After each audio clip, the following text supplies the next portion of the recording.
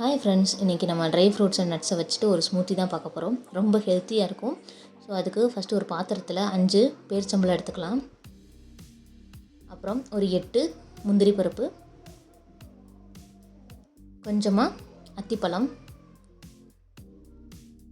அப்புறம் ஒரு 12 பாதாம், கொஞ்சம் கருப்பு கிஸ்மிஸ்,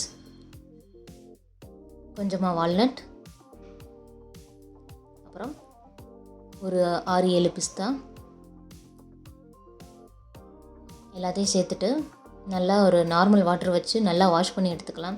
ஏன்னா லைட்டாக டஸ்ட் இருக்கும். ஸோ அதனால் நல்லா வாஷ் பண்ணிவிட்டு தண்ணியெல்லாம் ட்ரை பண்ணி எடுத்து வச்சுக்கலாம். இப்போ இன்னொரு பாத்திரத்தில் நல்லா ஒரு 1.5 கிளாஸ் அளவுக்கு தண்ணி ஊற்றி நல்லா கொதிக்க வச்சுக்கலாம். நல்லா இந்த அளவுக்கு கொதிச்சோனையே நம்ம அந்த நட்ஸில் தண்ணி ஊற்றிக்கலாம். நம்ம இப்போ இந்த மாதிரி ஹாட் வாட்டர் ஊற்றிட்டு ஒரு 2 to 3 ஹவர்ஸ் ஊற வச்சு எடுத்துக்கணும். இல்லை உங்களுக்கு இந்த மாதிரி பண்ண முடியலன்னா நைட்டு கூட ஊற வச்சுட்டு காலையில் இந்த ஜூஸ் போட்டுக்கலாம்.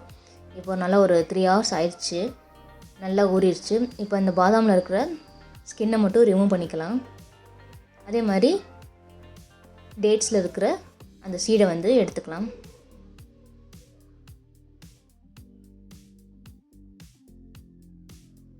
இப்போ அதே மாதிரி எல்லாத்துலேயும் எடுத்துட்டு ஒரு மிக்சர் ஜாரில் சேர்த்துக்கலாம். அந்த நம்ம சோக் பண்ணி வச்சுருக்க தண்ணியோடையே சேர்த்துக்கலாம்.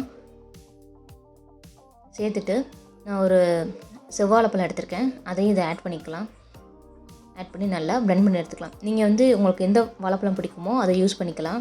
நமக்கு இதில் எந்த ஒரு பாலும் இல்லை ஸ்வீட்னஸ்க்கு சர்க்கரை எதுவுமே தேவையில்லை. அந்த வாழைப்பழத்தில் இந்த நட்ஸில் இருக்கிற ஸ்வீட்னஸே போதும். ஸோ இந்த மாதிரி கிளாஸில் ஊற்றி சர்வ் பண்ணலாம். ரொம்பவே சூப்பராக இருக்கும், ரொம்பவே ஹெல்த்தியானது. நமக்கு மார்னிங் ஒரு 11 o'clock போல் இந்த மாதிரி ஒரு நட்ஸு ஸ்மூத்தி வச்சு குடிக்கிறது உடம்புக்கு ரொம்ப நல்லது. ட்ரை பண்ணி பாருங்கள்.